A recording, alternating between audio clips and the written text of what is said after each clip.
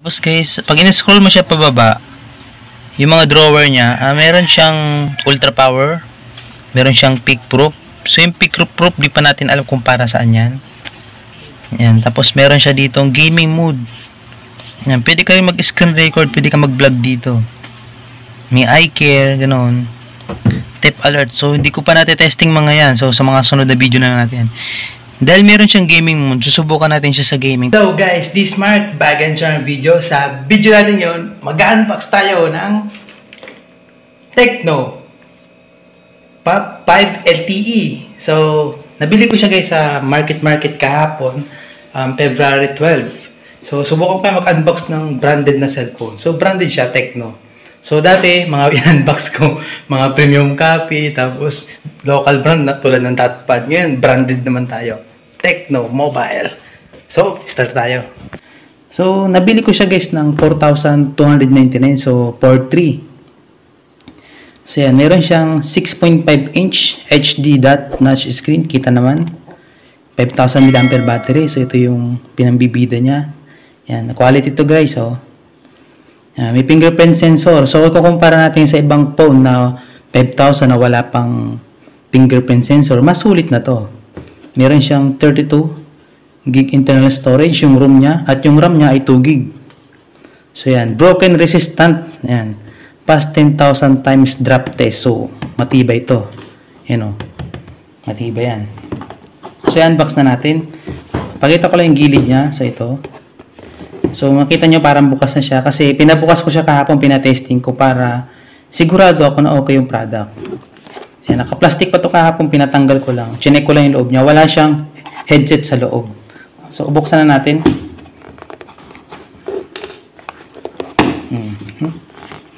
Pagbukas, so ito guys, nandito siya kahapon. So, tinanggal ko lang siya. Yan, pinatanggal ko lang. Pagbukas, lalabas agad ang Android phone.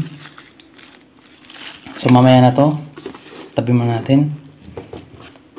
Then, pagbukas mo ng ganyan, lalabas ang kanyang hard case. Hindi siya jelly case guys, hard case siya, matigas siya oh. Yan. So maganda siya kasi meron siyang design oh. Meron siyang lining, dito blurred, dito makinis, clear. Tapos yung kanto niya, yan. Maganda pati ito oh. So ang cute niya tingnan guys. Ito naman kanyang warranty condition, meron siyang 11 months warranty. Yan. Nga pala guys no, kung masisira to, pakita mo lang yung warranty sa sa mga pinoprovide nilang mga technician outlet, mga service outlet nila. Magtatanong din kayo.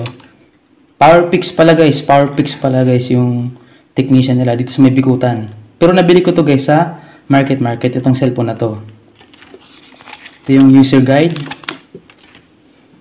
Power brick na 10 watts. Tapos meron itong cable. USB pa lang to guys, pero sulit na kasi porto lang eh. Ano pa? Ito. Yung kanyang pin. So medyo kakaiba yung kanyang pin. Parang clip lang oh. Hindi ako nakita ng gitong pin. Ano? Parang clip lang. Balik natin. At ang kanyang tempered, may pre-tempered to guys. Ay tempered screen protector. So yun lang naman ang box. Ito na siya guys. So, ang cute niyang tingnan. Pansin nyo. Meron siyang tatlong bilog dito. Open na natin siya. Habang nag-open, pakita ko lang yung mga gilid niya. Volume rocker. Power button. Speaker. USB Type-C na cable. Audio jack. 3.5mm. Itong tuldok na to, ito ay yung tawag dyan. So, meron siyang noise cancellation. Tapos dito naman yung SIM tray. So, pwede siyang lagyan guys ng dalawang nano SIM card plus SD card. Para siyang Infinix. Yan, mukha siyang Infinix. Marami din siyang bloatware. So, tanggalin nyo na lang ibang browser dito na hindi nyo naman kailangan. Yung mga store. Yan.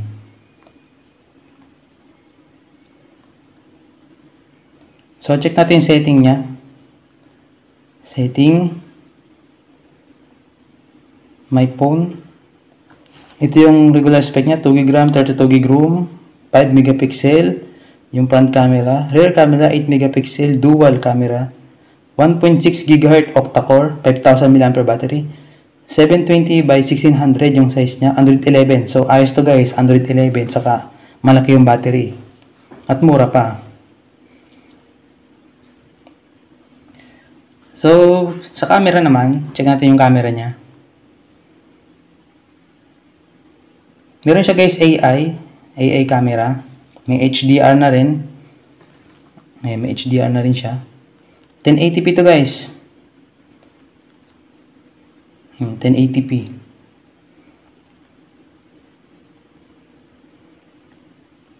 AI beauty, may beauty siya may portrait. So, yan. So, yung size niya, pwede mong baguhin. Yan, palitin, palakihin. So, kukuha ko ng sample nito, guys. So, hello, what's up? This Mark, back into our video. Sa video natin ngayon, try lang natin kung maganda yung image dito.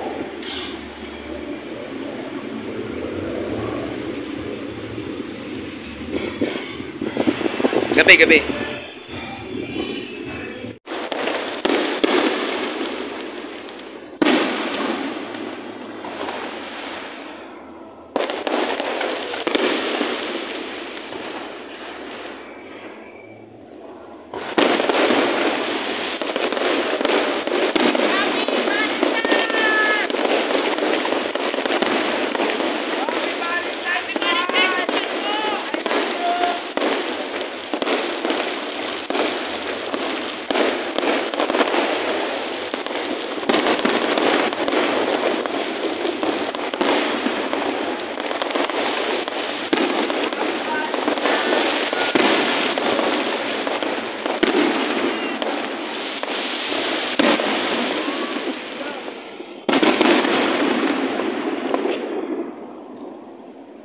Wala na? Happy Valentine's! Woo! Happy Valentine's!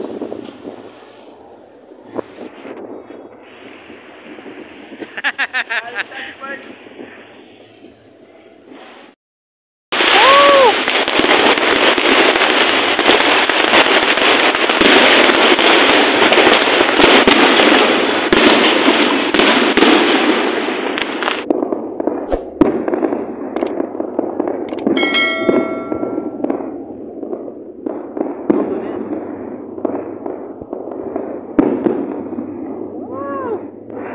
Love you, man! Happy Valentine's!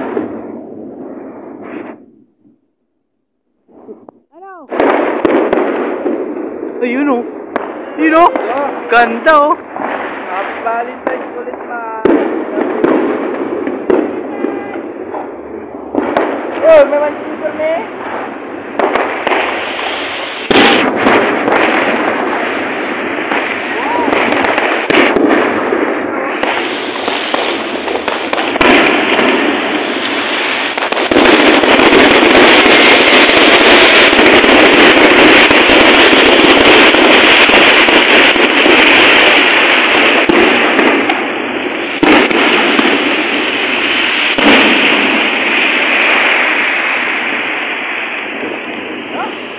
Ayun pa.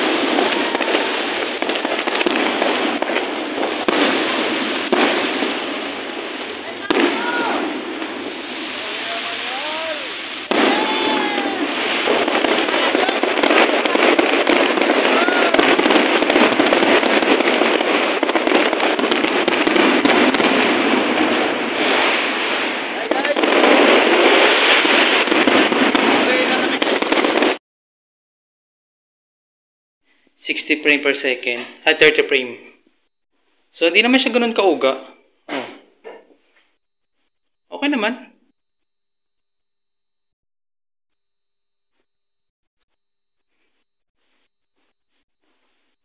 So, pwede na. Pero ito bang vlog? Ayun guys, so napansin ito. Dual flash. So, meron siyang logo na pagkalaki-laki. Tecno.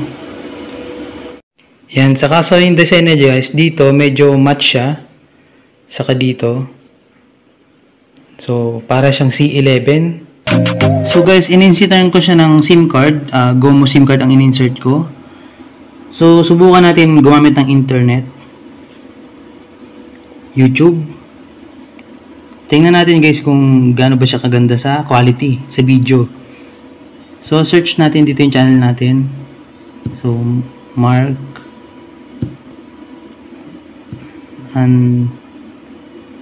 Anthony Roscas. Search. So, ito yung channel natin guys. Nasa 309 subscriber na tayo. So, mag-play tayo guys ng YouTube dito, video. Hello, what's up guys? This is Mark. Back again sa video. Narinig nyo guys, medyo may kalakasan siya. Yan, tinodo ko na. Sa video natin ngayon, so mag-open tayo ng YouTube. At titingin tayo guys ng mga notification dito sa YouTube channel. Shopee Brands! So, mag-try pa tayo guys sa ibang video. So, kahit mga music man lang. 1080p na lang. Mga 1080p video na lang kung kaya niya. 1080p video. So, kaya naman itong Costa Rica. Play natin yan. Check natin, 1080p. So, naka 240p lang siya. Advance. So, kaya niya hanggang 1080p and 60 frames per second.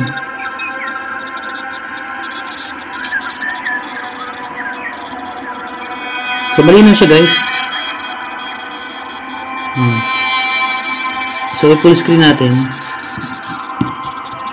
Ayan. Bahat na yan. Volume. So, napansin nyo guys, oh. Tinanggal ko na yung volume. Malinaw siya guys, no? Naka 1080p na yan.